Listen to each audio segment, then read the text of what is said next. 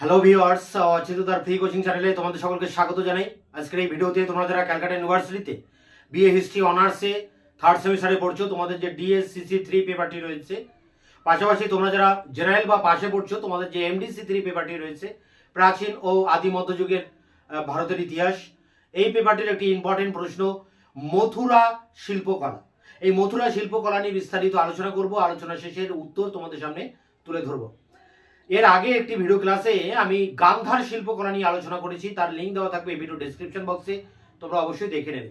গান্ধার ও মথুরা এই দুটি শিল্পকলার মধ্যে একটি কিন্তু পরীক্ষায় আসবে। মূল বিষয়ে যাওয়ার আগে একবার বোর্ডে কি লেখা আছে আমরা দেখে নেব।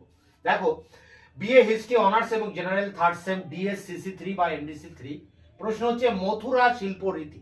5 নম্বরের টিকা প্রশ্ন।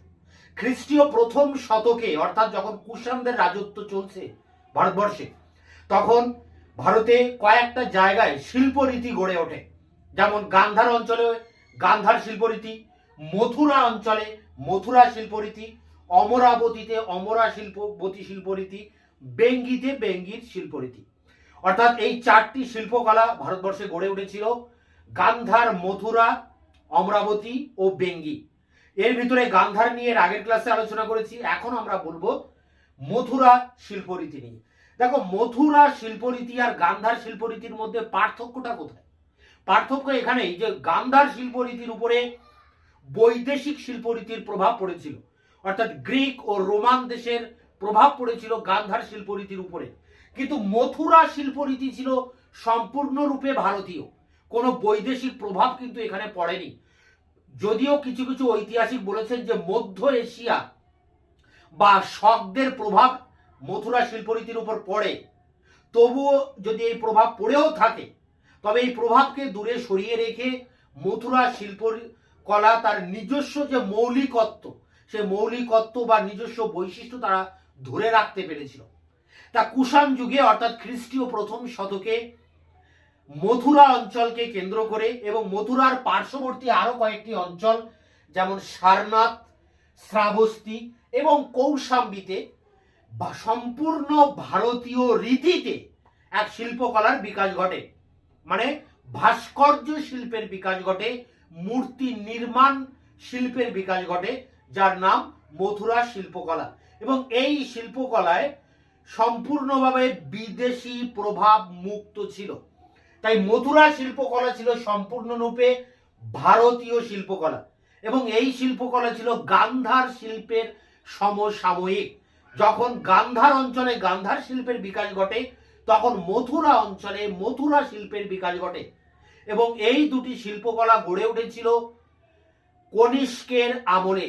সম্রাট কনিষ্কের সময়ে এই শিল্পকলার চরম বিকাশ লক্ষ্য করা যায়। তবে মথুরা শিল্পরীতির কয়েকটা বৈশিষ্ট্য রয়েছে, একেবারে নির্দিষ্ট কিছু বৈশিষ্ট্য। যেমন মথুরা শিল্পকলায় যেসব মূর্তি নির্মাণ করা হয়, বিশেষ করে গৌতম বুদ্ধের মূর্তি, কারণ মথুরা শিল্পকলার মূল বিষয়বস্তু ছিল বৌদ্ধ ধর্ম এবং বৌদ্ধ ধর্মের গৌতম বুদ্ধের মূর্তি নির্মাণ ও গৌতম বুদ্ধের বোধিসত্ত্বের মূর্তি নির্মাণ। বোধিসত্ত্ব মানে ধ্যান মগ্ন বুদ্ধের মূর্তি, যাকে বলা হয় বোধিসত্ত্বের মূর্তি।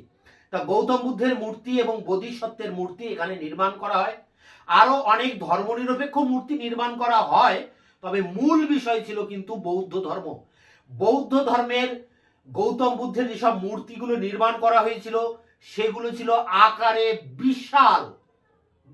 গান্ধার শিল্পের গৌতম বুদ্ধের মূর্তি নির্মাণ হয়, কিন্তু সেগুলির আকারের তুলনায় মথুরা শিল্পের বুদ্ধের মূর্তি ছিল আকারে অনেক বড় এবং মূর্তিগুলি ছিল দণ্ডায়মান এবং মূর্তিগুলি ছিল স্থূল, অর্থাৎ হৃষ্টপুষ্ট, বেশ শক্ত সামর্থ্য।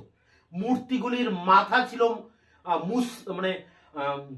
মুন্ডিত মস্তক এবং দাড়ি গোপহীন। ডান হাতটি ছিল অভয় মুদ্রায় উত্থিত দেবতাদের ভঙ্গিতে এবং বাঁ হাতটি ছিল কোমরে স্থাপিত।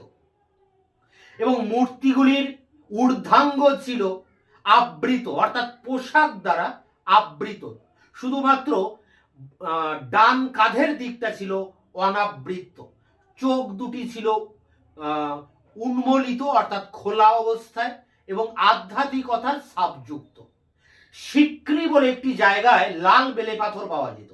এই সিক্রি অঞ্চল থেকে লাল বেলে পাথর এনে এই মথুরা শিল্পের মূর্তিগুলো নির্মাণ করা হয়। মথুরার মূর্তিগুলির বক্ষস্থল ছিল উন্নত অর্থাৎ অনেকটা উঁচু এবং কাঁধ দুটি ছিল বৃষ সদৃশ্য অর্থাৎ ষাঁড়ের যেমন কাঁধ হয় ঠিক সেই রকম গৌতম বুদ্ধের এই মূর্তিগুলি কাঁধ ছিল বৃষ সদৃশ্য। তা এই ছিল মথুরা শিল্পের মূর্তির নির্দিষ্ট বৈশিষ্ট্য। এবার মথুরা শিল্প রীতিতে নির্মিত প্রায় 140টি শিল্প নিদর্শন পাওয়া গেছে, মথুরায় পাওয়া গেছে এবং মথুরার পার্শ্ববর্তী সারনাথ, শ্রাবস্তী এবং কৌশাম্বী অঞ্চলে পাওয়া গেছে। কৌশাম্বীতে একটি গৌতম বুদ্ধের মূর্তি পাওয়া গেছে। সারনাথের ধান ক্ষেত থেকে কনিষ্কের মস্তকবিহীন একটি মূর্তি পাওয়া গেছে। এছাড়া আরো 140টি নিদর্শন পাওয়া গেছে, যার মধ্যে গৌতম বুদ্ধের মূর্তি এবং গৌতম বুদ্ধের ধ্যানমগ্ন বুদ্ধ মূর্তি, যাকে বলা হচ্ছে বোধিসত্ত্বের মূর্তি, এগুলো পাওয়া গেছে। এছাড়া বিভিন্ন যক্ষের মূর্তি পাওয়া গেছে। এছাড়া বিভিন্ন কুষাণ সম্রাটদের মূর্তি পাওয়া গেছে। এছাড়া জৈন ধর্মের বিভিন্ন তীর্থঙ্করের মূর্তি পাওয়া গেছে। বৌদ্ধ ধর্ম মূল বিষয় হলেও এখানে কিন্তু জৈন ধর্মের যারা তীর্থঙ্কর, যে 24 জন তীর্থঙ্কর ছিলেন, তাদেরও মূর্তি পাওয়া গেছে। যেমন মহাবীরের মূর্তি এখানে পাওয়া গেছে, ঋষভনাথের মূর্তি পাওয়া গেছে, সম্ভবনাথের মূর্তি পাওয়া গেছে, নন্দী বিশলের মূর্তি পাওয়া গেছে। এছাড়া কুষাণ সম্রাট ভীমকদভিশেষের মূর্তি পাওয়া গেছে, যে মূর্তিতে তাকে দেখানো হয়েছে যে ভারী বুট পরিহিত বা ভারী পোশাক পরিহিত এবং তার মূর্তির সামনে দুই ধারে দুটি সিংহ অবস্থিত। এছাড়া কনিষ্কের মূর্তি পাওয়া গেছে, তার মস্তকহীন মূর্তি, যার কোমরে তলোয়ার রয়েছে, পায়ে বুট জুতো রয়েছে, ভারী পোশাক রয়েছে। একটা ভারী কি চালের কনিষ্কের মূর্তি যেমন পাওয়া গেছে, ভীমকদভিশেষের মূর্তি পাওয়া গেছে। আবার শক রাজা চষ্টনেরও মূর্তি পাওয়া গেছে। অর্থাৎ মথুরা শিল্প যে শুধুমাত্র ধর্মীয় শিল্প রীতি ছিল তা নয়, এই মথুরা শিল্প রীতি কিন্তু ধর্ম নিরপেক্ষ ছিল। বিভিন্ন ধর্ম নিরপেক্ষ মূর্তি পাওয়া গেছে, যক্ষিণীর মূর্তি, বিভিন্ন কনিষ্ক থেকে শুরু করে ভীমকদভিশেষ, কুষাণ সম্রাটদের মূর্তি, জৈন ধর্মের বিভিন্ন তীর্থঙ্করের মূর্তি, শক রাজা চষ্টনের মূর্তিও পাওয়া গেছে। এইভাবে মথুরা শিল্প ছিল সম্পূর্ণ একটা ভারতীয় রীতিতে নির্মিত একটি শিল্পকলা এবং ভারতীয় ঐতিহ্য ছিল মথুরা শিল্পের প্রাণ। কোন কোন ঐতিহাসিক দেখাতে চেয়েছেন যে মথুরা শিল্পের উপরে মধ্য এশিয়ার প্রভাব পড়েছিল, শকদের প্রভাব পড়েছিল, কিন্তু এই প্রভাব যদিও পড়ে থাকে, মথুরা শিল্প তার নিজস্ব যে বৈশিষ্ট্য, সেই বৈশিষ্ট্য কিন্তু ধরে রেখেছিল, তার নিজস্ব স্বকীয়তা এখানে ধরে রেখেছিল। এবং ধর্মনিরপেক্ষ চরিত্র থাকলেও এই মথুরা শিল্পের মূল বিষয়বস্তু ছিল বৌদ্ধ ধর্ম এবং গৌতম বুদ্ধ ও তার বোধিসত্ত্বের মূর্তি।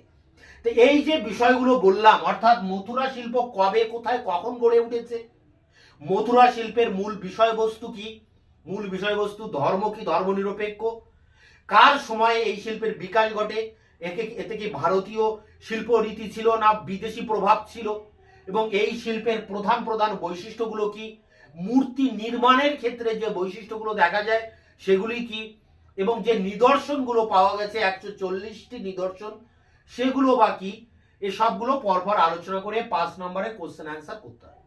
এর উত্তরপত্র নিয়ে এবার অন স্ক্রিনে আলোচনা করছি। মথুরা শিল্পরীতি সম্পর্কে আলোচনা করো। প্রাচীন ভারতে যে সময়কালে গান্ধার অঞ্চলে গান্ধার শিল্পরীতির বিকাশ ঘটেছিল, সেই একই সময়ে মথুরা অঞ্চলে পৃথক এক শিল্পরীতির বিকাশ ঘটে।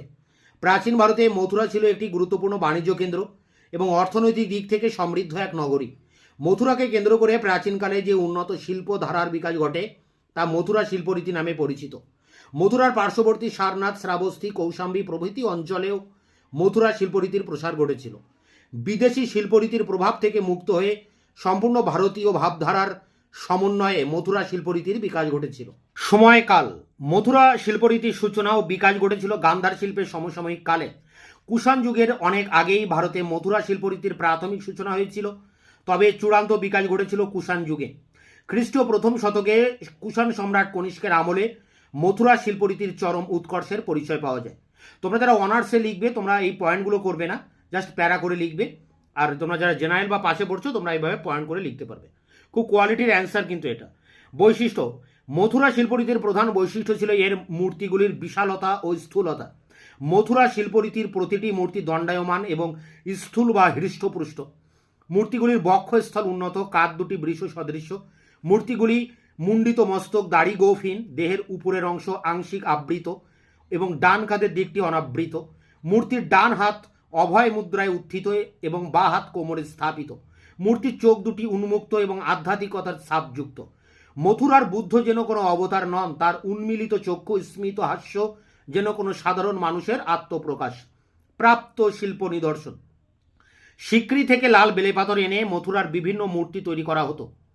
এমন প্রায় 140টি শিল্প নিদর্শন মথুরা ও তার নিকটবর্তী অঞ্চলগুলিতে পাওয়া গেছে। অধিকাংশ মূর্তির বিষয়বস্তু ছিল গৌতম বুদ্ধ ও বোধিসত্ত্ব, তবে বিভিন্ন জৈন তীর্থঙ্কর, যক্ষ ও বিভিন্ন রাজার মূর্তিও এখানে পাওয়া গেছে। জৈন তীর্থঙ্কর মহাবীর, ঋষভনাথ, সম্ভবনাথ, নন্দীবিশল প্রমুখের মূর্তি নির্মিত হতো। সারনাথের জাদুঘরে সংরক্ষিত কনিষ্কের আমলে নির্মিত দণ্ডায়মান বুদ্ধ মূর্তিটি মথুরা শিল্পের উল্লেখযোগ্য নিদর্শন। এর উচ্চতা 10 ফুট এবং প্রস্থ 3 ফুট। মূর্তির পা দুটি দৃঢ়ভাবে প্রতিষ্ঠিত। দুই পায়ের মাঝখানে আছে একটি সিংহ মূর্তি।